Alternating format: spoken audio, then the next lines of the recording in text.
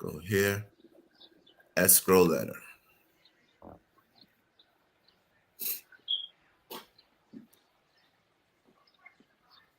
So as I said before, this document you will complete, you will send over to the bank, they will sign. And once again, the date you will put today's date. And that date is 5/12/2022. Okay. Property address in question that we're working on right now is 123 Main Street. The city is Hackensack, New Jersey 07601. Okay. Mortgage company. Okay. GET. Home. MAINSTREEMBANK. Loan number, let's just make up one.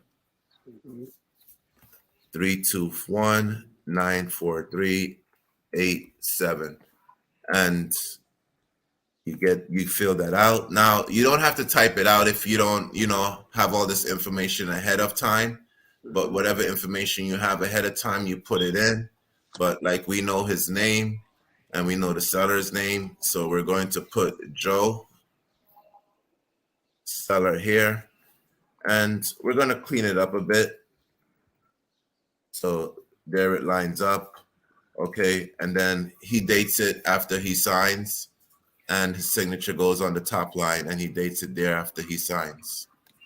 And all you really do is you fax this letter with your authorization to release information to the bank. And there you have it. They have it on file. So if there's any escrow left over after the fact, they will send it to you. Okay. Okay. So I like to call that my happy document. And that works well with any property that has a surplus. It doesn't work with short sales because usually with short sales, all proceeds that are left over go to the bank to cover the shortage that the homeowner or the individual did not pay. Okay. Any questions about that document?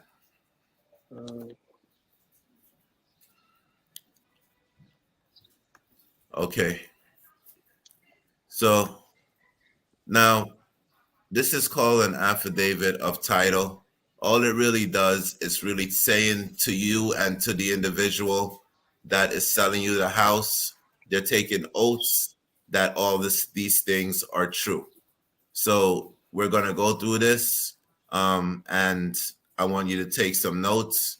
I'm not expecting you to remember everything that I'm sharing with you on this document, but the purpose of us doing this, so, if you had to do these documents on a fly, like you're walking around with your case of documents, and in your case of documents, you have at least one of these documents.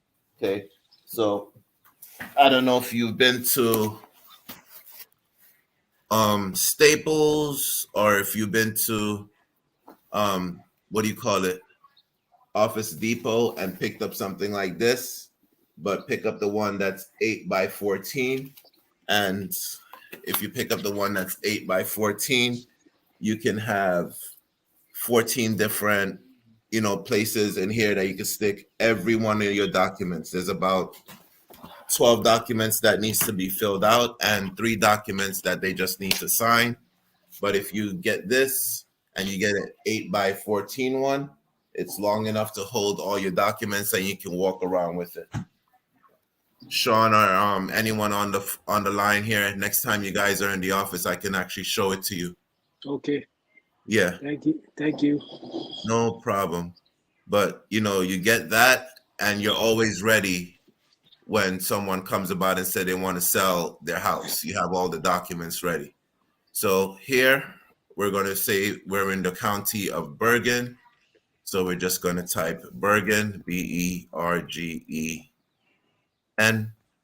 Okay. You don't need their social security number here. It's just there for document purposes. If the lawyer calls and asks for it, the lawyer will call and ask for it. Okay. So here we're going to put says under oath, okay, that the person's name that you're buying the property from, so that is Joe Seller, Joeseller, okay, represent that, you know, if only one person signs the affidavit, it tells you everything here. Okay, it's representing that we, us, and other shall mean I, me, and my. The statements in this affidavit are true. So he's just, or she's just, affirming that everything in this, information is true. The name, their age, their residence, that they haven't changed their names. And if they do change their names, there's a document that we have them sign. It's called the same name affidavit. And all it means is that if someone was called Linton and then someone was also called Clinton, it's easily mixed up. So you would get a same name affidavit signed saying that Linton Gentles and Clinton Gentles is one and the same person, and the names are used interchangeably. And he represents that this was done from whatsoever. He get it signed by a notary, and that's it. So here, where it says we are citizens of the United States. After today, we will live at. So this is not the address that they're currently living at. This is the address that they're going to live at after they sell their house. So we're going to put 456. Let me fix that. Boom. Underline. We're going to put 456 Main, MAIN, STREET. Okay. BERGENFIELD, New Jersey 07621. Okay. Now, ownership, possession, we are the owners of the property located at, and this is the property that they are selling, the current property that you are buying. Okay. And this property is 123 Main Street. All right. Take care. Main Street and Hackensack, New Jersey 07601.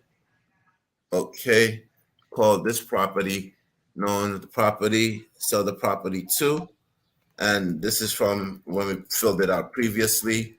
So the person that is buying this is the 123 Main Street Trust.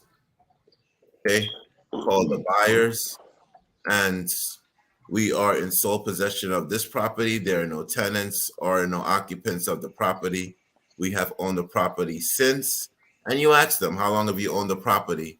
But if they give you a year or if they have a closing statement, you take their word for it. That way, when they do the title search, you can verify it. But for this, we're going to say since 2009. Okay. Since then, no one has questioned the ownership of the right of the possession. So they're just affirming that they've been the only owners of the property since then, that they haven't made any improvements. If they have made improvements, you want to ask them, when was the last time you remodeled the home? And then if they tell you they remodeled the home in 2019, you want to ask them what type of remodeling they did. You want to make sure that they obtained the necessary permits, the necessary certificates, and everything that they needed to make sure that it was done right. Because if you go to the county and you apply for, an Oprah report, open permits, and anything that is there, they will basically tell you, okay, in 2019, they installed the kitchen illegally. So then they may tell you have to pull the kitchen out and get permits and put it back in. So you will just want to do your homework and make sure you ask them the right questions and get all this stuff done. Liens and encumbrances, you want to make sure that there's no liens, no judgment, no lawsuits. You want to ask Joe Seller, are you married? And if he says no, great. If he says yes, you're going to need his wife there as well, because he can't sell the house legally by himself without his wife signing.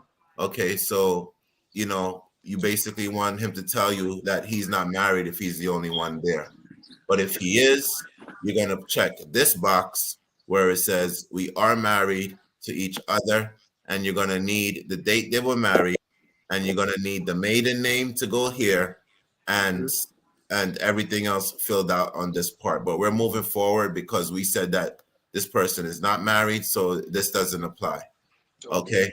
This property never been a married or residence, so I would check this box right here. I will put an X in it. Okay. And I would complete going down. And that's the top part. You would ask them, okay, do you have any children? All these questions you'll get used to asking them. You ask him if he has any children. And if they do, you want to ask him if he's current on his child support. If he isn't, you want to know the child support docket number. You will put that there.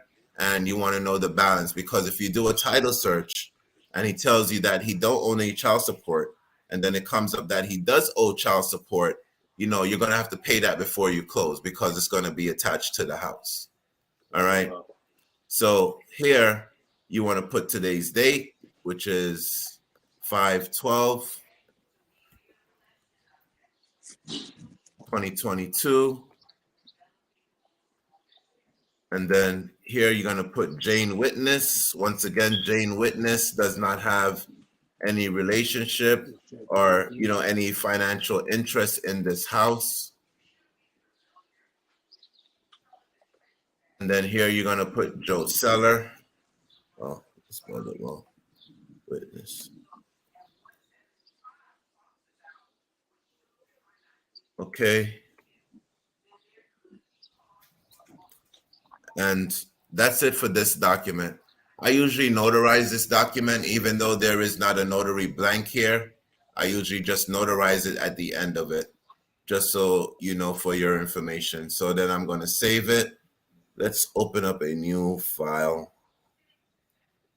Let's see, this PC, desktop, new folder, MOC, mock closing, PACKET, closing packet.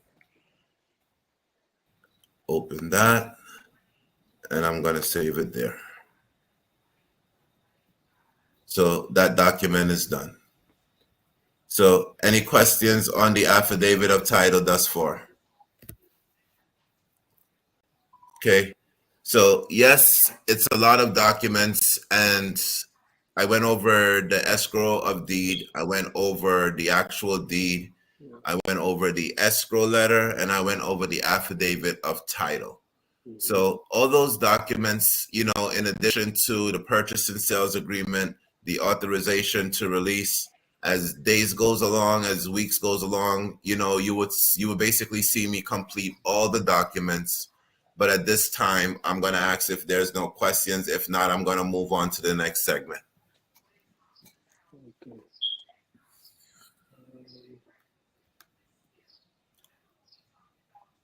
All right. Awesome. So the next segment I'm going to talk about, and it's, brief. Most of you know what a short sale is. Some of you don't know what a short sale is, but in short, a short sale is where there is little or no equity on the property, and we call it the house being upside down. So you owe more on the house than the house is actually worth. So what happens? In most cases, people who are, falling behind on their payments, in most cases, people who are falling 3 or 4 months on their payments will usually go and say, well, I'm behind on my payments. My house is upside down. I can't sell it. So, what should I do? They go to the bank and they try to do a modification. Some banks require you to do a modification first before you go ahead and do a short sale. Okay? It's a requirement that they have. Some banks require you to do, a modification, and then after you do the modification and you get denied for the modification, they then tell you that you are approved and able to move forward and do a short sale. So with a short sale, there are a list of documents that you're going to need. Okay. And we put it all together in one sheet, call it our seller's checklist. Okay. And seller's checklist. Let's see. I can pull it up. No.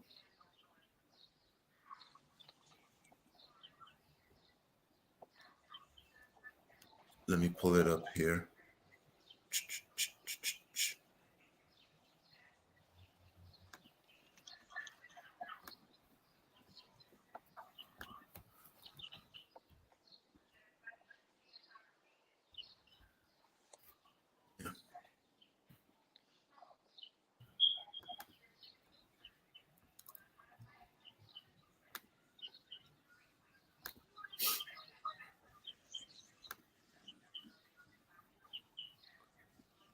All right. So we basically fill one of these out for every one of our properties, and we get the seller's name. Let me see if I can rotate this. Document properties. Let's see. Rotate. There we go. There we go. Okay. So we get the seller's name, the property address. We get the contact name, the home cell phone number, and if they have a job, get the job name. Okay. And all short sales, the bank requires that the property to be listed. Okay. So we tell them, look, we're going to have to list the property. If you have a realtor you like to work with, that's great. If not, we have a realtor in our office that we can list the property for you. Then we tell them, okay, we're going to need a copy of your ID. Not that you're lying to me, but I really want to make sure that you're the owner of this property. And at some point, I'm going to have to do, an asset search on you and a title search on you. And if something comes back that, it says that your social security is attached to it, I have to verify it. So I do need a copy of your social security. I'm not going to keep these documents. They're going to go to an attorney. They're going to go to a title company, and they're going to keep this for the asset search. You fill out everything you see here. Okay. If the property is vacant, you're going to need keys for all the apartments. And if they're living there and you get your documents signed, you want to know when they're going to move out and when they're going to be out so you can close. Okay. Because you're not going to close with them still in the house. That's a no-no. Okay? You need the last 3 months of their bank statements. You ask them, how long have you owned the house? And you ask them, how long have, you lived here? So you want to get everything that you can get from them. That way, in this case, you're prepared to deliver all these things to the bank when they ask you for them. Okay. You want to ask them for a mortgage statement.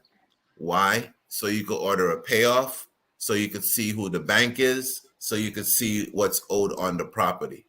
Okay. Then you want to have them sign the authorization, which is one of the documents we went over last time.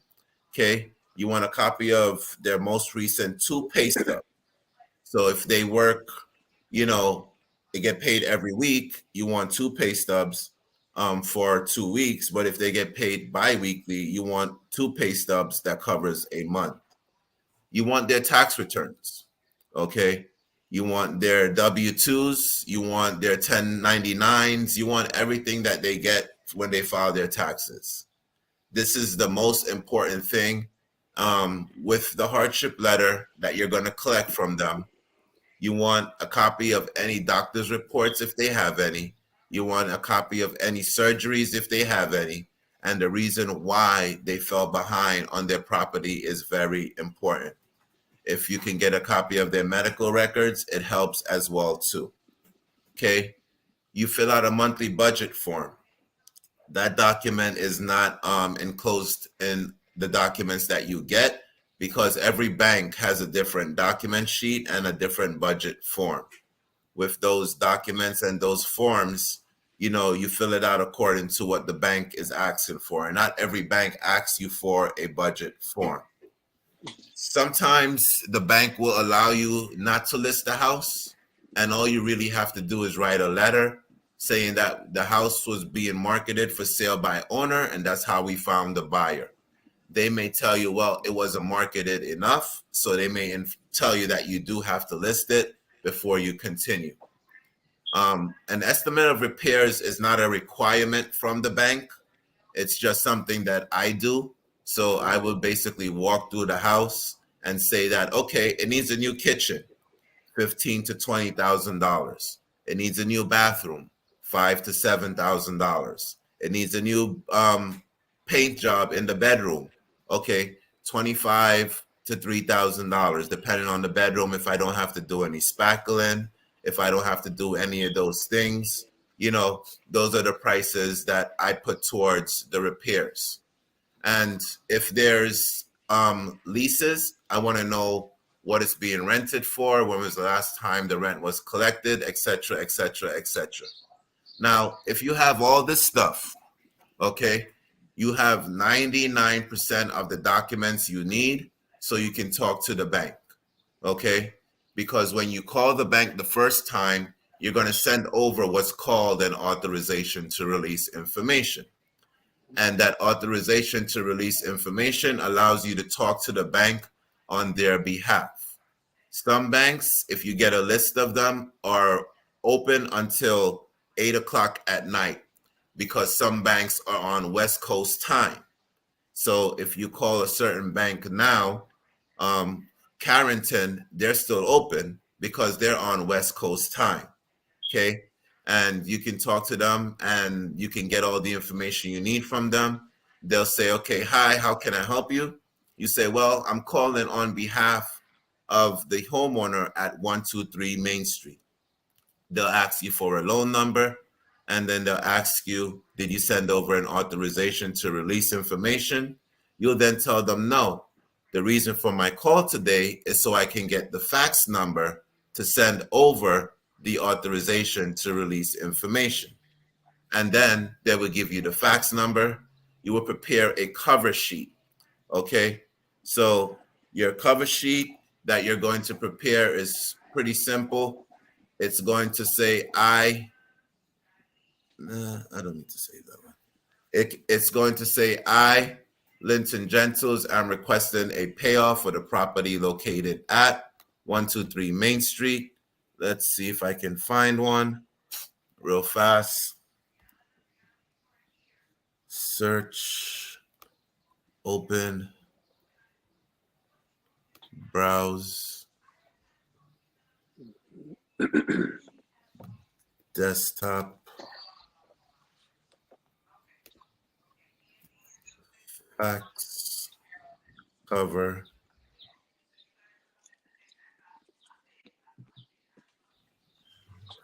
sheet.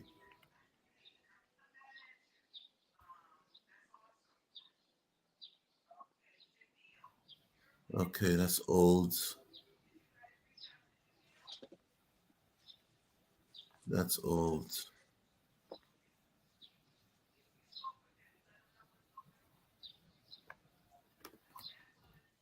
Sheet.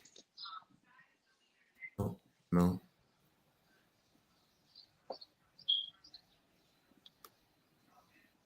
To who it may concern. That's it right there. When did I do that one? 421. Let's open this one. Okay. To who it may concern, I would like to request a payoff for the property located at 25 Leland, Plainfield, New Jersey. Please make the payoff good until May 15, 20. So I would fax this over to them. Okay. I would fax this along with my authorization to release information. Okay. And then I will wait 2 to 5 business days. And if I don't receive it, I will call them back. Okay. And, that's the first thing you would do. When you get your payoff, you actually know what numbers you're working with, and you can move forward and get everything else that you need done on the property. You can put in accurate numbers, and then you can prepare all your closing documents. Then, after you do that, you're going to ask them, okay, what do you need in the short sale packet? Dependent on the bank, some banks will tell you everything they need so you can get the short sale started. Some banks, not to mention any, Rushmore and New Res, okay, only need two documents. They only need a HUD and a contract. So if you get those two things to those two banks, they will start the short sale process. Okay, they will order the next step, which will be a BPO or an appraisal. So Okay. first, you order your payoff. Second, you fax them over everything they need so they have a complete file. Some banks only need two documents. And when they have that, you go to the next step and you tell them, when can we schedule or order the BPO or appraisal? They usually do it right away after they have a complete file. And then you ask them, what is your turnaround time? Some banks, their turnaround times is, 5 business days. Some banks, their turnaround time is 2 business days. But you give them a phone number and they call you. And then after they call you, you schedule it at your convenience. If the house is occupied, you want to talk to the individual that lives there. If it's vacant, you want to go and meet them there. If you have access to the MLS, it is a good idea to get high comps and low comps for the property and bring with you. If you don't have access to the MLS, find someone that does or use another service like PropStream or, where you can actually go and search for comps for the area and for the property and bring those with you. Not that you want to do their job for them. They won't get offended. They will actually like it because you're helping them and making their job easier. So Okay. you go ahead and you meet them. You meet them at the property. I would arrive early before they show up. If you scheduled the appointment for 5 o'clock, I would show up at 4:30 just so you can walk the property and see if there's anything out of place. Okay. I would walk the property or I would drive around the neighborhood just like I did with Vlad before. I drove around the neighborhood and, checked to see what other properties were being sold for. We called other realtors, we called other places to see if there's anyone that would like to buy the property, in advance. Okay. And then we went to alternative markets. So show up early, bring your comps, walk the property with them, ask them a lot of questions. How long have you been doing this? Okay. Make a friend because if he's doing it now, he may be doing it later on some of your other properties. Okay. Ask him how long has he been in the business? Ask him where does he see the market going? What does he think that this property will come back in at? And then you tell them, look, here's my contract. I have it at, and whatever your contract is, just give it to him. If you have it at $120,000, give it to him. If you have your comps, give it to him. Okay. He does not and she does not have to use it, but it's something that they can refer to. Okay. Then you take their card and they may call you with questions that they have. When they call you with those questions, answer them to the best of your ability. If you can't answer them, all you really have to do is says, I don't know the answer to that question, but what I will do is I'll find out for you and I will get back to you. It may be a question you have to call the homeowner to find out, or a question you may have to call us here in the office to find out. We're here for you to help you in any way we can. So he does it. 2, 3 days pass by. You ask him what his turnaround time was. Some said 2, some said 5. So you wait that 5 days and you call them back. You ask them, they're not supposed to tell you. The person that did the appraisal or the BPO, they're not supposed to tell you. But if you made a good connection with him and you made a good friend with him, yes, they will tell you what the actual BPO came in at. So you share that with them. And when they tell you what the actual BPO came in at, it's two things that are going to happen. It's going to come in at the price that you have offered, or it's going to come in at above the price you have offered, or below the price you offered. I've never seen them come in below the price I've offered because, I give you a formula to how we make our offers and you can use it, but it works about, I would say, 65% of the time. So you take the outstanding debt, and this is your first offer. Okay. You divide it by 2, That would whatever be the outstanding debt is. Okay. Take your outstanding debt. So let's lose a round number like 500,000. Let's say the outstanding debt is 500,000. You divide it by 2, and then you take away what your repairs are. So if it's 250 and there's $50,000 in repairs, your first offer is $200,000 to the bank. The house may be worth 400,000 because of the comps, but because of your repairs and because of the rears, you don't want to pay those fees. It's not your responsibility. So you just send that into the bank. Now the bank is going to come back and say, well, your offer is too low. We're countering at 225. What did you just do? You just got a house that's probably worth $400,000 below market because you made an offer that was below market and the bank accepted it because of the comps that you gave your guy. They may come back and say, well, your offer is too low. We're countering at 250. You still got a house below market. So you could still turn around and sell it for 300,000 and make a profit and still keep it under market. If you're going to sell it to a wholesaler. Or you could fix it up, do the $50,000 in repairs and sell it to a retailer.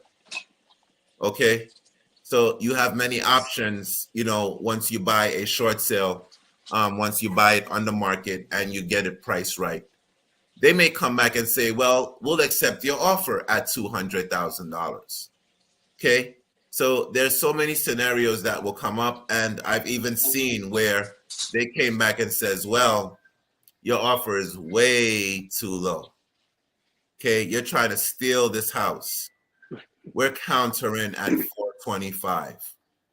So in that case, if they're countering at 425, what I'm saying to them is that, the buyer is not willing to go up $225,000 on their price.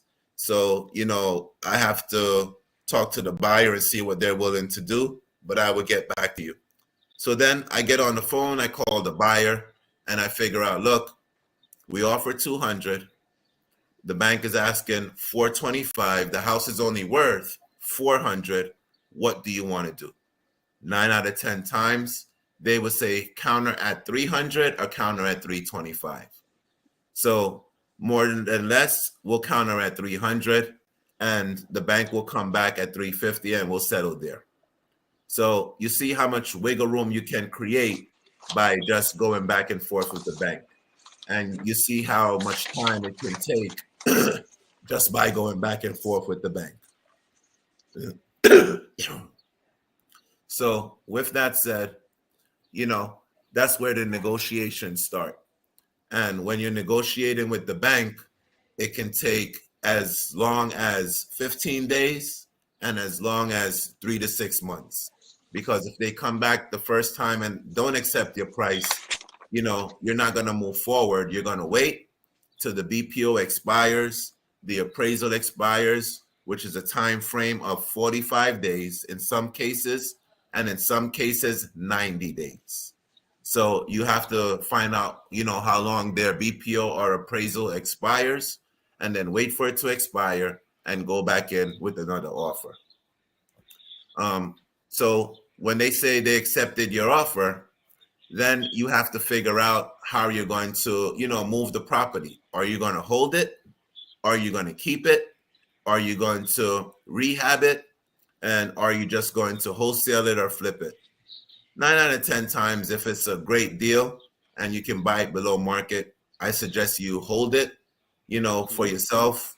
and do what some of our students are doing, Airbnb it, rent it out, or, keep it as, a property that you can use, you can wholesale. However you want to get rid of it, the choice is yours, and we'll make that decision together. I would say if you're just getting in the game, you should wholesale it. And if you've been in the game for a while and you already have the cash flow, I would say rehab it and sell it to a retail investor. Okay, the sky is the limit. Based on what I shared with you so far, does anyone have any questions? Linton, sorry. Yeah. The part with the wholesale, with the short, can you wholesale a short sale, or are you going to purchase it first and then transfer the ownership from you to the other investor? Once you have the short sale approved, you can treat it like a regular deal. So yes, you can wholesale a short sale once it's approved. Okay. Cause I was hearing some information way back where you can't, but okay, no problem. If you brought the property and it's upside down $200,000, you can't wholesale it at that point. Okay. But when the bank says, I'm accepting your property has $400,000 in debt on it for $225,000 and it's worth $300, Yeah. okay, you can wholesale it because you got it at $225. You can wholesale it to somebody for $245, make the difference of $20,000, and then they basically will buy it cash for $245, and then the debt is paid off. The first person who owned it is no longer liable, so it's still like you're wholesaling a short sale. Okay. Because it's approved. Okay. If it's not approved, you cannot wholesale it. But that end buyer has to come with cash, or you have to use what's called transactional funding to fund the first transaction, and they would have to close the second transaction. Okay. So you're doing A, B, and C closing. That is correct, yes. Okay. And nowadays, some short sales are saying you have to hold it for 90 days. So if your payoff says that it has to be held for 90 days, you're going to have to hold it, pay it off, and hold it for 90 days before you can sell it. So you have to read the payoff before you make that decision too. Okay. Any other questions?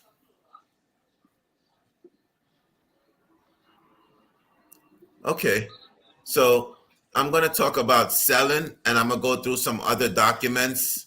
So next time we meet on next Thursday, I'm going to go through some other documents.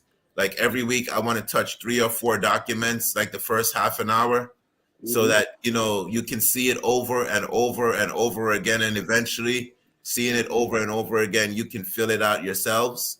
And then I'm going to talk on time management, selling these things, and wrapping it all up in the next time we talk on Thursday. So if, we have no more questions, I want to thank you for joining me on this live stream. Welcome to the C4 program, where, your goal and our goal is to get you motivated, get you going, and get you dialing on the phone so we can go on appointments with you. And after we go on appointments with you, we get these deals locked up with you and show you how you can market and sell them. So thank you for joining us on the C4 program. Have a good night, everyone. Thank you too. Signing out. Bye-bye. Bye-bye.